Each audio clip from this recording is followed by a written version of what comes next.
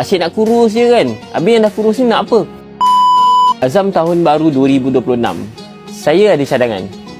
Apa kata kita aim pula untuk solat 5 waktu pada awal waktu. Jadi sekiranya 2025 dah dapat 365 hari solat 5 waktu. Apa kata untuk 2026 pula kita aim untuk solat awal waktu.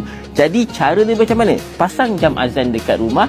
InsyaAllah jam azan yang compact, yang boleh letak dekat mana-mana ni akan membantu anda untuk beritahu waktu azan yang tepat. Dan kenapa jam azan daripada MyKalam ni saya sangat recommend adalah ianya adalah satu-satunya jam azan di Malaysia yang telah mendapat pengesahan daripada JAKIM dan juga Kementerian Dalam Negeri. Maksudnya segala isi kandungan termasuk ayat Al-Quran, waktu azan telah diperiksa oleh pihak JAKIM dan insya-Allah pasang satu jam azan di rumah akan membantu anda untuk solat di awal waktu. Jadi kalau nampak tengah live, masuk sekarang ataupun klik back to name sementara stok masih ada dan dapatkan pada harga promo. Yang ini sebelum bulan Ramadan anda kena pasang siap-siap sebab ini pada bulan Ramadan nanti akan sangat-sangat membantu anda insya-Allah.